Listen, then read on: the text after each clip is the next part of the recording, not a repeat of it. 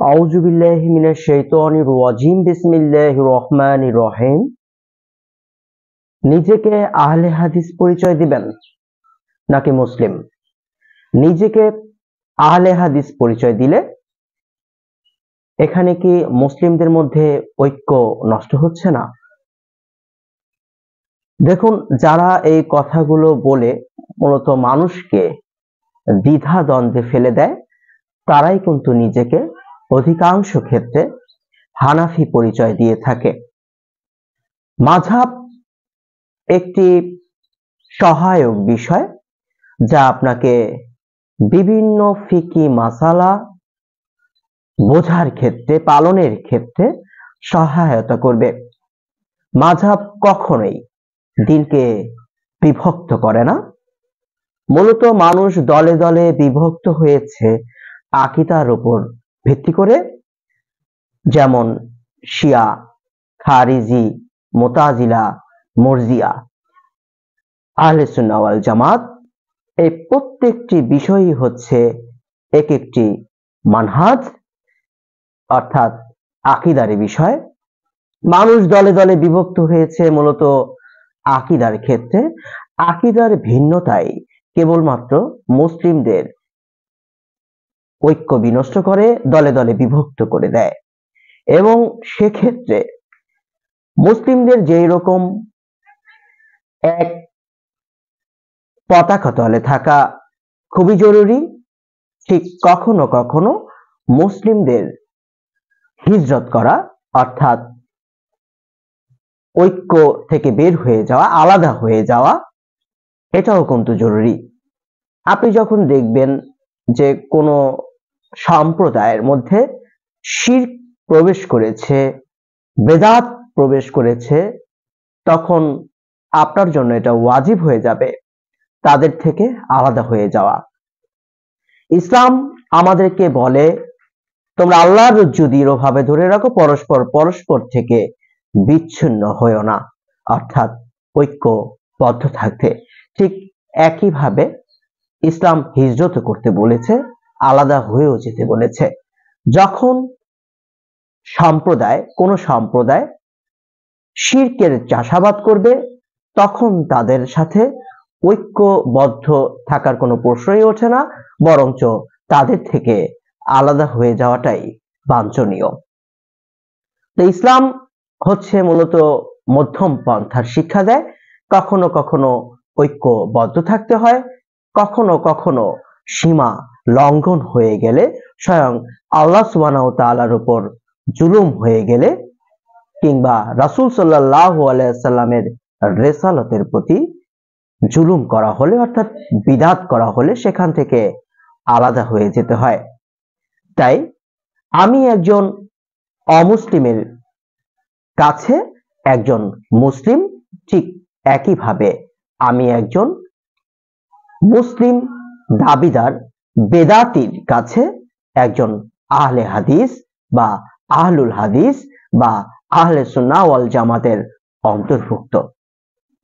যদিও বর্তমানে অধিকাংশ ক্ষেত্রে আহলে সুন্নাহ ওয়াল জামাত শব্দটি বাংলাদেশের তথাকথিত সুন্নি দাবিদার বেদাতি শ্রেণী অধিক ব্যবহার করে থাকে, সেক্ষেত্রে বর্তমানে আহলুল হাদিস বা আহলে হাদিস শব্দটি তারা যেহেতু বর্জন করে, আমি ব্যক্তিগতভাবে মনে করি আহলে হাদিস এবং আহলে হাদিস শব্দটি ব্যবহার করাই অধিক যুক্তিযুক্ত এবং অধিক সম্মানের।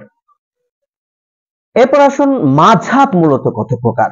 আমাদের সমাজে বলা হয়ে থাকে মাযহাব 4 প্রকার: হানাফি, শাফি, হাম্বলি এবং মালিকি।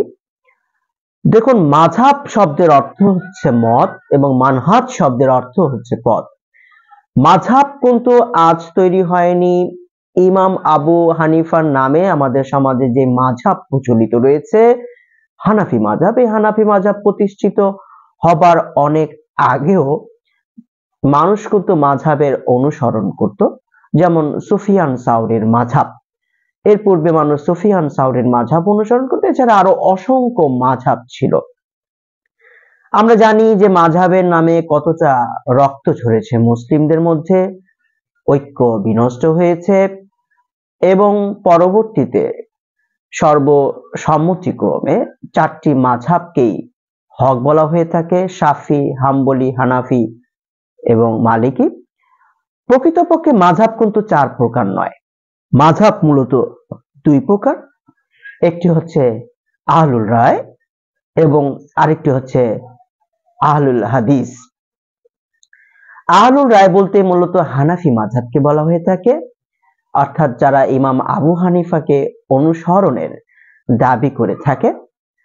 যদিও হানাফি মাযহাব ইমাম আবু হানিফা রাহিমাহুল্লাহর ইন্তেকালের কয়েকশো বছর পরে তৈরি করা হয়েছে তারই কিছু অনুসারীর হাত ধরে, এবং আমাদের সমাজে যে হানাফি মাযহাব প্রচলিত রয়েছে, এই হানাফি মাযহাবের সাথে ইমাম আবু হানিফার অসংখ্য আকীদার সাথে কিন্তু অমিল রয়েছে, সংঘর্ষ রয়েছে, যা ভিন্ন ভিন্ন ভিডিওতে আমি বিস্তারিত আলোচনা করার চেষ্টা করেছি।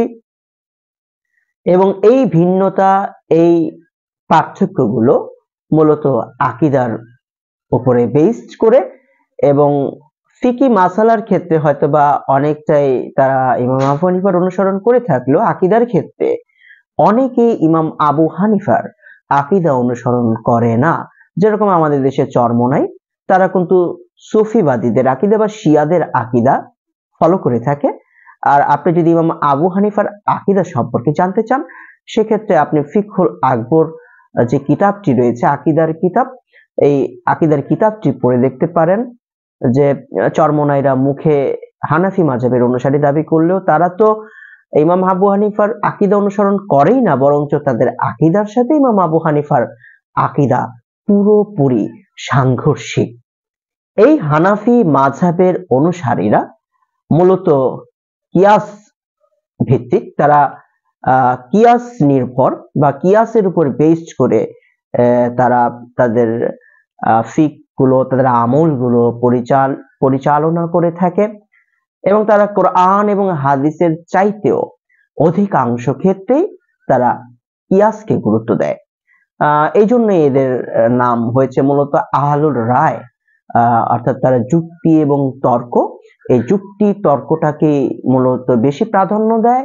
সেটা কোরআন এবং সহিহ হাদিসের বিরুদ্ধে গেলেও তারা অধিকাংশ ক্ষেত্রে সেই যুক্তি এবং তর্কটাকে আঁকড়ে ধরে, যে নেচারটা ছিল মূলত রাসূল সাল্লাল্লাহু আলাইহি সাল্লামের সময়কার মুশরিকদের মধ্যে।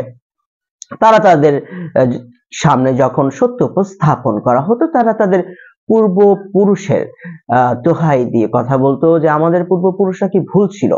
ঠিক একই রকমের আচরণ, একই রকমের নেচার আমরা কিন্তু বর্তমানে হানাফি মাযহাবের অনুসারীদের মধ্যে বা আহলুল রায়ের অনুসারীদের মধ্যে দেখে থাকি। এটা কখনো কখনো কুফরি পর্যায়ে চলে যায়। আর এজন্যই হানাফি মাযহাবের অনুসারীরা পরবর্তীতে আরো 43টি ভাগে বিভক্ত হয়ে গিয়েছে, এবং এরা তাদের মধ্যে পারস্পরিক দ্বন্দ্ব কোনো কোনো ক্ষেত্রে চূড়ান্ত পর্যায়ে আমরা দেখতে পারি। বর্তমানে যেরকম তাবলিগ জামাত, তাদের মধ্যে 2টি ভাগ, তারা উভয় শ্রেণী কিন্তু হানাফি মাযহাবের অনুসারী দাবিদার। সেক্ষেত্রে আমরা দেখতে পারি যে তাদের মধ্যে কতটা সংঘর্ষ, মারামারি, হানাহানি এবং খুনাখুনি পর্যায়ে কিন্তু সেটা চলে গেছে। প্রকৃতপক্ষে একজন মুসলিম সে নিজের ইচ্ছাকে আল্লাহর ইচ্ছার কাছে সমর্পণ করে থাকে, অর্থাৎ ওহী উপরে ভিত্তি করে সে জীবনের সমস্ত সিদ্ধান্তগুলো নিয়ে থাকে, যেরকম ভাবে যেটা অনুসরণ করে থাকে আহলুল হাদিস বা আহলে হাদিস বা প্রকৃত আহলে সুন্নাহ ওয়াল জামাত। আমাদের দেশে যারা কিছু শ্রেণী আছে আহলে সুন্নাহ ওয়াল জামাত নিজেদেরকে দাবি করলেও এরা মূলত মাজার পূজারী, এরা মূলত কবর পূজারী, এরা মূলত সুফিজমে বিশ্বাসী এবং শিয়া প্রভাবিত সুন্নি। তবে প্রকৃতপক্ষে আহলে সুন্নাহ ওয়াল জামাত বা আহলুল হাদিস বা আহলে হাদিস বা সালাফি যারা, এরাই হচ্ছে বাকি 3টি যে মাযহাব, শাফি, হাম্বলি এবং মালিকি, এই 3 মাযহাবের সমন্বয়ে তৈরি যে মাযহাব বা মানহাজ, এই মানহাজটি মূলত হচ্ছে আহলুল হাদিস। এবং এই যে বাকি 3টি মাযহাব, এরা কিন্তু কিয়াস ভিত্তিক জীবনযাপন করে না, তবে হ্যাঁ এরা কিয়াসকে মানে। শুধুমাত্র ওই বিষয়সমূহ, যে বিষয়সমূহ গুলো কোরআন এবং সহিহ হাদিসে স্পষ্ট করা হয়নি, কিন্তু কোরআন এবং সহিহ হাদিসে স্পষ্ট হয়ে গেছে ওহীর আলোকে, সেই বিষয়গুলো ক্ষেত্রে তারা কোনো কিয়াসের আশ্রয় নেয় না, তারা কোনো যুক্তির আশ্রয় নেয় না, তারা সর্বোপরি সব ক্ষেত্রেই মহান আল্লাহ সুবহানাহু ওয়া তাআলা ইচ্ছা অর্থাৎ কোরআন এবং সহিহ হাদিসের কাছে, সহিহ হাদিসের উপর নিজের ইচ্ছাগুলোকে সমর্পণ করে দেয়।